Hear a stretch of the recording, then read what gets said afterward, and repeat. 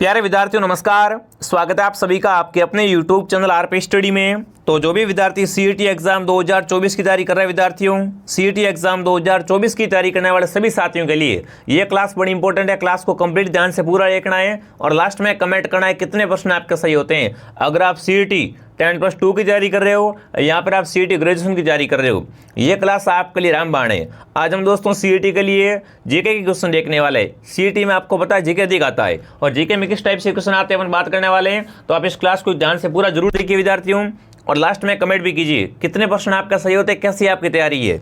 तो चलिए विद्यार्थियों क्लास का शुभारंभ करते हैं। क्लास का पहला क्वेश्चन आपके सामने आ चुका है। राजस्थान का वर्तमान स्वरूप कब अस्तित्व में आया? वेरी इंपॉर्टेंट क्वेश्चन दोस्तों पूछा है, बेसिक क्वेश्चन है कि राजस्थान का वर्तमान स्वरूप है ये कब अस्तित्व में आया था। बहुत अच्छा और बहुत ही प्यारा और बेहद ही इंपॉर्टेंट क्वेश्चन पूछा है। फटाफट एक बार सभी साथी क्लास को लाइक और शेयर करें और फटाफट साथ में कमेंट करें। साथ में कमेंट करोगे तभी मालूम पड़ेगा। तो देखो दोस्तों, राजस्थान अपना वर्तमान स्वरूप कब आया था? ये दोस्तों आपका 1 नवंबर 1956 को। जो भी विद्यार्थी ऑप्शन ए राइट करा, शानदार दोस्तों। आपसे पूछ ले एग्जाम में दोस्तों, राजस्थान निर्माण की प्रक्रिया ये पूरी कब हुई थी विद्यार्थियों? तो ये दोस्तों प्रक्रिया है ये 18 मार्च 1948 से शुरू होती है और 1 नवंबर 1956 को है ना 7 चरणों में पूर्ण होती है। तो बिल्कुल यहाँ पर कौन सा ऑप्शन आपका सही है? ऑप्शन नंबर ए आपका राइट है। अगला सवाल दोस्तों आपके सामने है, कर्क रेखा राजस्थान के किस भाग से गुजरती है? आपसे पूछ ले भाग का, यहाँ पर आपको जिलों का पूछे एक ही बात है। अगर भाग का पूछे कर्क रेखा किस भाग से गुजरती है, ये आपके दक्षिणी भाग से गुजरती है। किन जिलों से गुजरती है पूछ ले, तो बिल्कुल दोस्तों देश का पूछे पूरे देश में ना कि कर्क रेखा देश में किन किन राज्यों से गुजरती है। गुजरात, राजस्थान, मध्य प्रदेश, छत्तीसगढ़, झारखंड, पश्चिम बंगाल, त्रिपुरा, मिजोरम। ठीक है, पर राजस्थान का पूछे तो राजस्थान में दोस्तों आपकी कर्क रेखा है ये आपकी डूंगरपुर बांसवाड़ा से गुजरती है। ठीक है, ऑप्शन नंबर बी आपका राइट है। प्रश्न चाहे किसी भी तरीके से आए आपको गलत नहीं करना है, ये मैं आपको बता रहा हूँ। अगला सवाल दोस्तों आपके सामने, राजस्थान का उत्तर से दक्षिण का विस्तार कितना है? आपको बताना है राजस्थान का उत्तर से दक्षिण का विस्तार वो कितना है विद्यार्थियों? 1017 किलोमीटर, 826 किलोमीटर, 869 किलोमीटर या 970 किलोमीटर। बहुत इंपॉर्टेंट क्वेश्चन पूछा है। राजस्थान का उत्तर से दक्षिण का विस्तार है वो कितना है दोस्तों? 826 किलोमीटर। जो भी साथी ऑप्शन बी राइट करा, शानदार दोस्तों। राजस्थान का उत्तर से लेकर दक्षिण तक का विस्तार कितना है? 826 किलोमीटर। अगला सवाल दोस्तों आपके सामने है, अजमेर राजस्थान का छठा संभाग कब बना? अब आपको पता है राजस्थान में 50 जिले और 10 संभाग है, पर आपसे पूछा है अजमेर है ये क्या है आपका राजस्थान का छठा संभाग है। तो बताओ अजमेर राजस्थान का छठा संभाग कब बना था विद्यार्थियों? 1977 में, 1991 में, 1987 में या 1982 में? तो देखो दोस्तों अजमेर राजस्थान का छठा संभाग है ये आपका बनता है 1987 में। जो भी विद्यार्थी ऑप्शन सी राइट कर रहा है सी ऑप्शन आपका सही रहेगा। ठीक है ना दोस्तों, अभी तक आपने इस क्लास को लाइक नहीं किया है, क्लास को लाइक और शेयर करें, सब्सक्राइब करें। सब्सक्राइब करने का एक ही फायदा है कि यहाँ पर आपको सीईटी 2024 का संपूर्ण कोर्स मिल जाएगा फ्री में। ठीक है, सारी क्लास मिल जाएगी। अगला सवाल दोस्तों पूछा है, बाप बॉर्डर्स बेड आपसे पूछा है राजस्थान के कौन से जिले में है? ये बाप बॉर्डर ये आपका रण क्षेत्र है ना। तो बताओ ये दोस्तों आपका वर्तमान में कहाँ पर है? बिक्की पाली में, जोधपुर में, बाड़मेर में या दोस्तों आपके जैसलमेर में? तो बाप बॉर्डर दोस्तों आपका वर्तमान में फलोदी में। ये कहाँ पर दोस्तों आपका? बिल्कुल अभी वर्तमान में फलोदी जिले में है, पर फलोदी ऑप्शन में ना आए, जोधपुर आए तो आपको जोधपुर राइट कर देना है। ठीक है ना, नहीं तो फलोदी आए तो फलोदी को राइट करना है। अगला सवाल दोस्तों आपके सामने है, क्षेत्रफल के अनुसार राजस्थान राज्य का सबसे विशाल भौतिक प्रदेश कौन सा है? आपको बताना क्षेत्रफल के अनुसार राजस्थान का सबसे बड़ा भौतिक प्रदेश कौन सा है? पूर्वी मैदान, पश्चिमी रेतीला मैदान, अरावली क्षेत्र या दक्षिणी पूर्वी पठार? बताओ भाई, भूभाग के हिसाब से बताना है कि राजस्थान का सबसे विशाल भौतिक प्रदेश कौन सा है? वो आपका है बिल्कुल पश्चिमी रेतीला मैदान। जो भी विद्यार्थी ऑप्शन बी को सही कर रहा है बी ऑप्शन आपका सही रहेगा। ठीक है ना, ये क्या है दोस्तों? राजस्थान के कुल 61% भूभाग पर फैला हुआ है। ठीक है ना, ऑप्शन नंबर बी आपका सही है। अगला सवाल दोस्तों आपके सामने है, राजस्थान का मरुस्थल इसे किस नाम से जानते हैं? राजस्थान के मरुस्थल को दोस्तों किस नाम से जानते हैं वो आपको बताना है। गोबी, सहारा, कालार या थार के नाम से?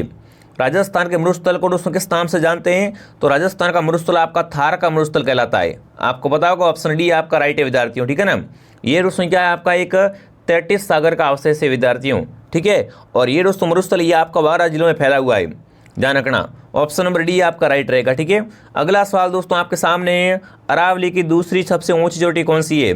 दोस्तों कमेंट कीजिए, अरावली की दूसरी सेकंड नंबर की पूछा है। फर्स्ट आपको पता है गुरु शिखर है, और सेकंड कौन सी है दोस्तों? फटाफट कमेंट करें, फटाफट कमेंट करें विद्यार्थियों। बिल्कुल। अरावली की दूसरी सबसे ऊंची चोटी कौन सी है? तो देखिए विद्यार्थियों, तारागढ़, गुरुशिखर, शेरगढ़ या आंचलगढ़। गुरुशिखर फर्स्ट है, सेकंड आपकी शेरगढ़ है। ठीक है, सी ऑप्शन आपका राइट है। जो भी विद्वान साथी सी कमेंट कर रहे हैं बहुत बढ़िया। अरावली की दूसरी चोटी कौन सी है? वो आपकी शेर चोटी है। अगला सवाल दोस्तों आपके सामने आ चुका है, 56 का मैदान कहाँ पर है? 56 की पहाड़ी पूछे, 56 की पहाड़ियाँ बालोतरा में। 56 की पहाड़ियाँ कहाँ पर है? बालोतरा जिले में 56 की पहाड़ियाँ हैं। पूछे 56 का मैदान कहाँ पर है? तो 56 का मैदान दोस्तों आपसे पूछ लो एग्जाम में, क्या करना है आपको? सीधा आपको बताना है प्रतापगढ़ से लेकर बांसवाड़ा के बीच में क्या फैला हुआ है? 56 का मैदान फैला हुआ है। ठीक है विद्यार्थियों, बांसवाड़ा से प्रतापगढ़ के मध्य क्या है दोस्तों? 56 नदी, नालों एवं गांवों का समूह है। इस 56 का मैदान कहते हैं दोस्तों। तथा इसी कारण क्या है, बांसवाड़ा को 100 टापू या 100 द्वीपों का शहर भी कहते हैं। ठीक है, बड़ी अच्छी बात कही है, बी ऑप्शन आपका सही है। अगला सवाल दोस्तों आपके सामने है, भैंसरोडगढ़ से बिजुलिया के मध्य स्थित पठार कौन सा है? अब देखो, ये आपका भैंसरोडगढ़ है, ये बिजुलिया है। इसके बीच में एक पठार फैला हुआ है, इस पठार का नाम आपको बताना है। बोराट का पठार है, उड़िया का पठार है, ऊपरमाल का पठार या मैसा का पठार? फटाफट कमेंट करो विद्यार्थियों। भैंसरोडगढ़ से लेकर बिजुलिया के बीच में जो पठार है ना, उसे किस नाम से जानते हैं? उसे ऊपरमाल के नाम से जानते हैं। जो भी विद्यार्थी ऑप्शन सी राइट करा, शानदार दोस्तों आप क्लास को ध्यान से पूरा जरूर देखिए, क्योंकि सारे क्वेश्चन बड़े इंपॉर्टेंट है और इसमें से काफ़ी सारे क्वेश्चन आपको एग्जाम में मिलेंगे। ठीक है ना, यहाँ पर सी ऑप्शन सही रहेगा।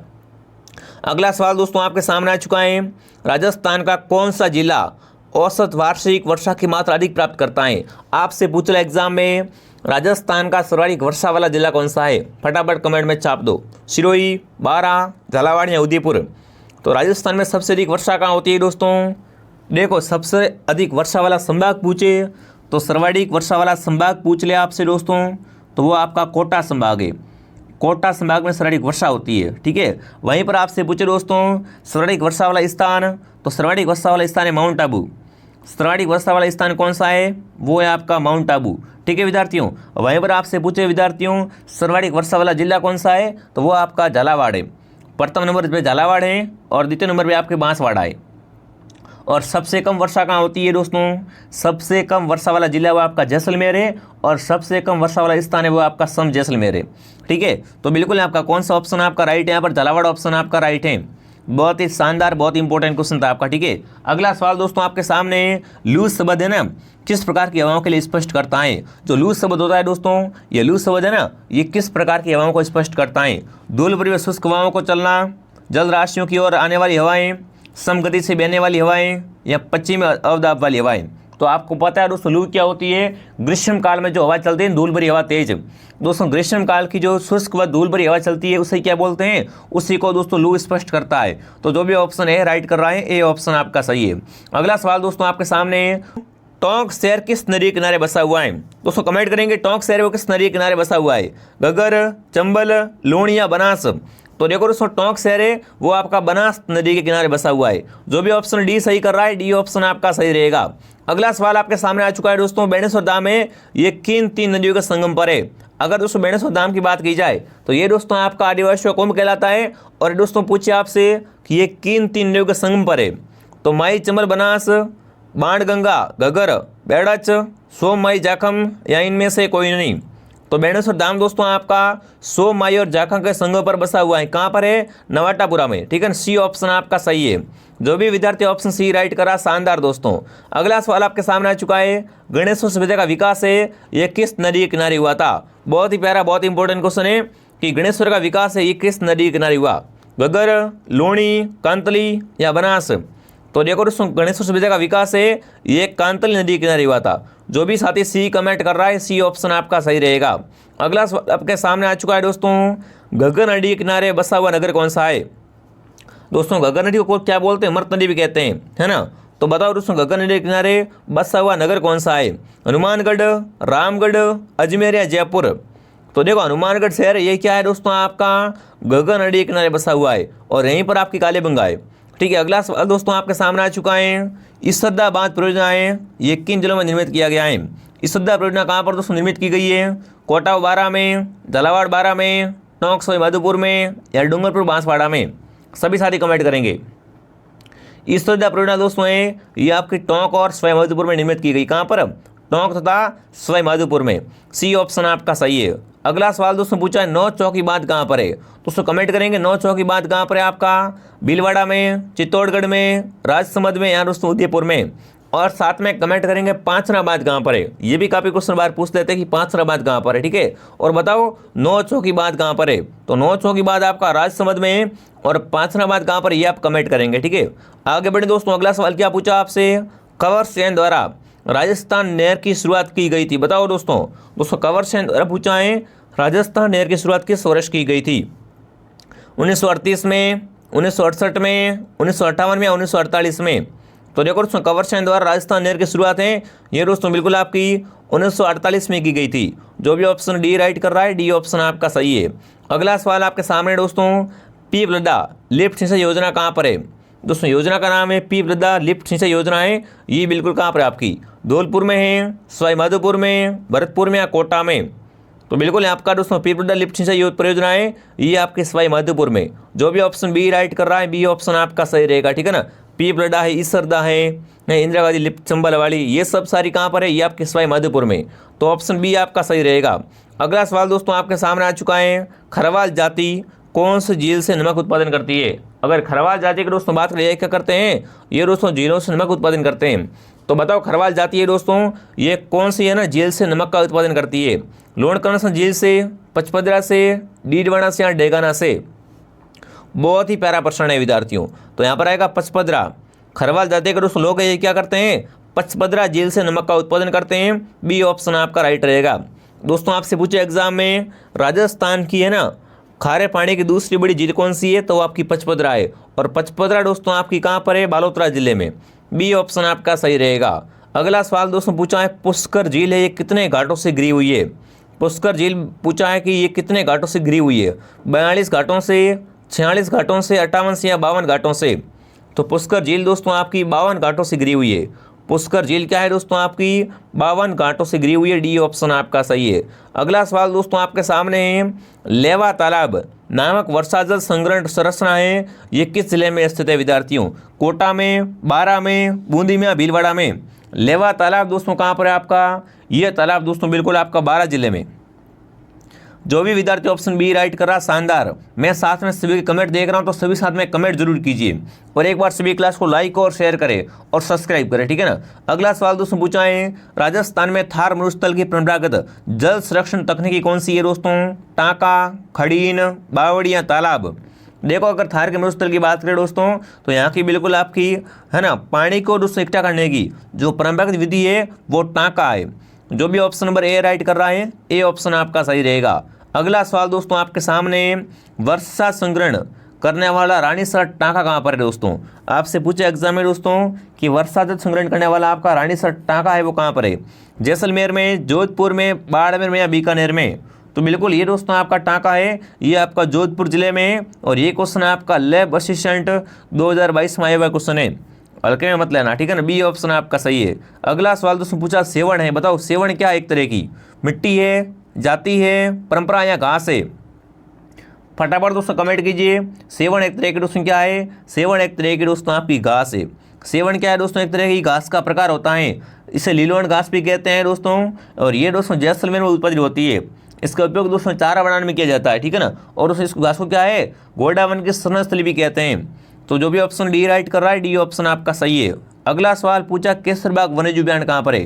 दोस्तों बताओ केसर वन्यजीव उद्यान है ये कहाँ पर है आपका, भीलवाड़ा में, बांसवाड़ा में, उदयपुर में, धौलपुर में। बताओ केसरबाग वन्यजीव क्षेत्र कहाँ पर है, तो बिल्कुल केसरबाग आपका धौलपुर में। केसरबाग कहाँ पर है आपका, धौलपुर में दोस्तों आपका है, ठीक है ना। रामसागर बैंड कहाँ पर है, वो भी आपका धौलपुर में। वन विहार कहाँ पर है, वो भी आपका धौलपुर में। तो ऑप्शन डी आपका सही है, ठीक है। अगला बताओ दोस्तों, ताल सापर किसके लिए प्रसिद्ध है विद्यार्थियों। पहली बात ताल सापर है कहाँ पर, तो ये आपका चूरू जिले में है विद्यार्थियों। ताल सापर बैंड चूरू में है दोस्तों। आपसे पूछ ले विद्यार्थियों कि ये किसके लिए प्रसिद्ध है विद्यार्थियों। हरे कबूतर के लिए, बाघ के लिए, काले हिरणों के लिए, मगरमच्छ के लिए। तो ये बैंड दोस्तों काले हिरणों व कुर्जों के लिए फेमस है, ठीक है। इसे क्या बोलते हैं, काले हिरणों की शरणस्थली भी कहते हैं। ये एशिया का सबसे बड़ा कृष्ण मृग है। बिल्कुल अभियान है दोस्तों आपका। तो यहाँ पर रहेगा काला हिरण, क्या रहेगा, कृष्ण मृग के लिए फेमस है आपका ताल चावर वैरण चूरू वाला, ठीक है ना, सी ऑप्शन आपका सही है। अगला सवाल क्या पूछा है दोस्तों आपसे, निम्नलिखित में से किस वर्ष में रणथंभौर को राष्ट्रीय उद्यान घोषित किया गया था। आपको बताना है दोस्तों रणथंभौर को राष्ट्रीय उद्यान कब घोषित किया गया था, 1960 में, 1970 में, 1980 में, 1990 में, बताओ। रणथंभौर को राष्ट्रीय उद्यान दोस्तों कब घोषित किया गया था, ये बिल्कुल आपका 1980 में। जो भी विद्यार्थी ऑप्शन सी को सही कर रहा है, सी ऑप्शन आपका सही है। देख लो सारे क्वेश्चन बड़े इंपॉर्टेंट है और मोस्ट क्वेश्चन है, ठीक है ना, ऐसे क्वेश्चन आपको याद करने ही पड़ेंगे। अगला सवाल पूछा दर्रा वन्यजीव उद्यान कहाँ पर, बताओ भाई दर्रा अभ्यारण्य ये आपका कहाँ पर है विद्यार्थियों, अजमेर में, कोटा में, धौलपुर में या जोधपुर में, बताओ।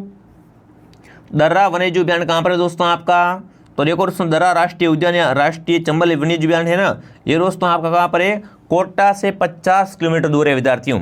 इसकी स्थापना दोस्तों हुई थी 1978 में, तो ये कहाँ पर हो गया आपका, कोटा में हो गया। जो भी ऑप्शन बी राइट कर रहा है, बी ऑप्शन आपका सही है।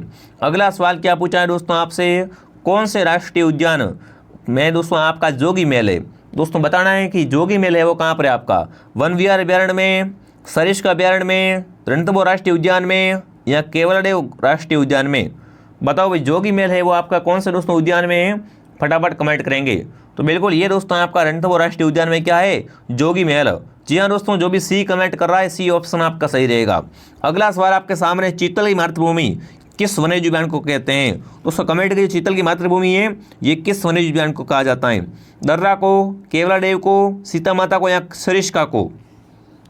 तो देखो चीतल की मातृभूमि है वो आपकी सीता माता अभ्यारण्य है, कौन सा है, सीता माता।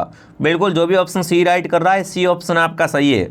अगला सवाल आपके सामने आ चुका है दोस्तों, उदयपुर में जंतुवाल की स्थापना किस वर्ष हुई थी। कमेंट करेंगे दोस्तों, उदयपुर में जंतुवाल की स्थापना किस वर्ष की गई थी या किस वर्ष हुई थी, 1876 में, 1878 में, 1922 में या दोस्तों आपके 1936 में। तो उदयपुर में दोस्तों जंतुवाल की स्थापना 1878 में होती है। जो भी ऑप्शन बी राइट कर रहा है, बी ऑप्शन आपका सही है। दोस्तों साथ में क्लास को लाइक और शेयर जरूर कीजिए और कमेंट कीजिए साथ में, ठीक है ना। लास्ट में आपसे पूछूंगा कितने आपके सही होते हैं और क्लास को कंप्लीट ध्यान से पूरा देखना। अगला सवाल पूछा है दोस्तों, राजस्थान में अधिकतम सोयाबीन उत्पादक जिले कौन कौन से हैं। मतलब सोयाबीन का उत्पादन है वो अधिक रूप से कहाँ से होता है दोस्तों, अलवर, भरतपुर, दौसा से, यहाँ दोस्तों जयपुर, अजमेर, नागौर से, कोटा, बूंदी, बारा से, यहाँ दोस्तों जोधपुर, पाली, सिरोही से। यहीं पर दोस्तों बात करें अगर सोयाबीन की, तो सोयाबीन दोस्तों मुख्य रूप से कोटा, बूंदी, बारा, झालावाड़ जिलों से उत्पादित होता है। यहाँ पर रहेगा सी ऑप्शन, क्या रहेगा, सी ऑप्शन आपका सही रहेगा। अगला सवाल दोस्तों पूछा, चंबल और माई सुगंधा, क्या पूछा दोस्तों आपसे, चंबल और माई सुगंधा है ये किस फसल की उन्नत किस्में हैं, चने की, सरसों की, चावल की या गन्ने की, बताओ। चंबल तथा दोस्तों आपकी माई सुगंधा है ये आपको बताना है किस फसल की उन्नत किस्में हैं, प्रकार हैं। तो बिल्कुल ये क्या होते हैं, चावल होते हैं। माई सुगंधा है, चंबल है ना, बासमती है, ये सब क्या है, चावल के प्रकार होते हैं। सी ऑप्शन आपका सही है। अगला सवाल क्या पूछा है दोस्तों आपसे, राजस्थान में दोस्तों ना कौन सी तिलहन की फसल रबी के मौसम में बोई जाती है। आपको बताना है दोस्तों इनमें से ना कौन से आपकी तिलहन की फसल है वो क्या है, रबी के मौसम में बोई जाती है। सरसों, मूंगफली, सोयाबीन या तिल। तो बिल्कुल वो आपका सरसों है, ये क्या है दोस्तों, तिलहन की फसल होती है, पर इसको बोते कब है, रबी के मौसम में। जो भी ऑप्शन ए राइट करा, शानदार। अगला सवाल आपके सामने आ चुका है दोस्तों, स्वस्थ धरा खेतरा नारा है। दोस्तों कमेंट कीजिए, स्वस्थ धरा खेतरा ये नारा दोस्तों किसका है, परंपरागत कृषि विकास योजना का है, प्रधानमंत्री कृषि सिंचाई योजना का है, कृषि वानिकी पर उपमिशन का है या मृदा स्वास्थ्य कार्ड योजना का है। तो बिल्कुल ये दोस्तों स्वस्थ धरा खेतरा, मतलब दोस्तों स्वस्थ मतलब स्वास्थ्य से इसका रिलेटेड हो जाएगा, मतलब मृदा स्वास्थ्य कार्ड योजना का है। जो भी ऑप्शन डी राइट कर रहा है, डी ऑप्शन आपका सही है। अगला सवाल दोस्तों पूछा, सोयाबीन उत्पादक जिला कौन सा है। अभी दोस्तों बात की थी सोयाबीन का उत्पादन कहाँ से होता है दोस्तों, कोटा, बूंदी, बारा, झालावाड़ से। तो यहाँ पर क्या आएगा, 12 ऑप्शन आपका आ जाएगा। जो भी साथी ऑप्शन ए राइट कर रहे हैं, शानदार। अगला सवाल पूछा, ग्रास्य जनजाति का मुखिया कहलाता है। ग्रास्यों का मुखिया होता है उसे दोस्तों क्या बोलते हैं, सहरोल, सहलोत, गामेती या दोस्तों भगत। तो ग्रास्यों का दोस्तों मुख्य नृत्य होता है, वालर होता है, और ग्रास्य मुख्य रूप से सिरोही में निवास करते हैं, है ना। और ग्रास्य का जो मुखिया होता है उसे क्या बोलते हैं, सहलोत बोलते हैं। जो भी ऑप्शन बी राइट कर रहा है, बी ऑप्शन आपका सही है। अगला सवाल आपके सामने, राजस्थान में टंगस्टन का उत्पादन कहाँ से होता है? आपको बताना राजस्थान में टंगस्टन का उत्पादन कहाँ से होता है दोस्तों। ब्यावर से, खेतड़ी से, डेगाना से या देवारी से। दोस्तों अब से आपकी क्लास डेली आ रही है, आप क्लास को डेली ज्वाइन कीजिए। क्लास दोस्तों हमारी डेली शाम को 9 बजे आती है, तो 9 बजे आपको लाइव जुड़कर इस क्लास का फायदा उठाना है, ठीक है ना। अब दोस्तों आगे बढ़िए, बताइए टंगस्टन का उत्पादन कहाँ से होता है? तो टंगस्टन का दोस्तों उत्पादन डेगाना से होता है। कहाँ से होता है? डेगाना से दोस्तों क्या होता है? टंगस्टन का उत्पादन होता है। जो भी साथी सही कमेंट करा, सी ऑप्शन आपका सही है। अगला सवाल दोस्तों आपके सामने, राजस्थान के किस भाग में तांबे के पुराने प्रचुर भंडार हैं? आपको दिशा बतानी है, क्षेत्र बताना है दोस्तों, है ना। बिल्कुल कि राजस्थान के कौन से भाग में क्या है? तांबे के प्रचुर भंडार है। डीरवाना क्षेत्र में, बीकानेर क्षेत्र में, उदयपुर में, आपके खेतड़ी में। तांबे के दोस्तों प्राचीन भंडार है वो बिल्कुल कहाँ पर? आपके खेतड़ी में, ठीक है ना। कॉपर बिल्कुल खेतड़ी। जो भी ऑप्शन डी राइट कर रहा है, डी ऑप्शन आपका सही है। अगला सवाल दोस्तों आपके सामने, निम्न में से राजस्थान में किस स्थान पर प्रथम मसाला पार्क की स्थापना की गई थी? राजस्थान का पहला आपका मसाला पार्क है, ये कहाँ खोला गया था विद्यार्थियों? जालोर में, जोधपुर में, कोटा में, बीकानेर में। तो राजस्थान का प्रथम मसाला पार्क है वो आपका ओसिया जोधपुर। कब? 2012 में खोला गया था, ठीक है ना। तो जो भी ओसिया जोधपुर कमेंट कर रहा है, बी बता रहा है, बी ऑप्शन आपका सही है। अगला सवाल दोस्तों आपके सामने, महाराजा श्री उम्मेद मिल्स की स्थापना किस वर्ष की गई थी? दोस्तों आपसे पूछा है महाराजा उम्मेद मिल से इसकी स्थापना किस वर्ष की गई थी? ये क्या है? राजस्थान की सबसे बड़ी सूती वस्त्र की मिल है। इसकी स्थापना कब दोस्तों की गई थी? 1939 में। जो भी ऑप्शन ए राइट कर रहा है, ए ऑप्शन आपका सही है। अगला सवाल दोस्तों आपके सामने आ चुका है, अमर सागर पवन ऊर्जा परियोजना है, ये राजस्थान के कौन से जिले में है? अमर सागर पवन ऊर्जा परियोजना दोस्तों कहाँ पर है? फटाफट कमेंट करेंगे। जोधपुर में, बीकानेर में, बाड़मेर में या जैसलमेर में? अमर सागर दोस्तों ये क्या है? आपकी राजस्थान में सर्वाधिक पवन ऊर्जा उत्पादन करने वाला जिला जैसलमेर है। और यहीं पर क्या है दोस्तों? अमर सागर पवन ऊर्जा परियोजना है। जो भी ऑप्शन डी को सही कर रहा है, डी ऑप्शन आपका सही है। अगला सवाल दोस्तों आपके सामने, राजस्थान में सौर वेधशाला कहाँ पर है? कमेंट करेंगे दोस्तों, राजस्थान में सौर वेधशाला वो कहाँ पर है? उदयपुर में, अजमेर में, जयपुर में या कोटा में? राजस्थान में सौर वेधशाला कहाँ पर है दोस्तों?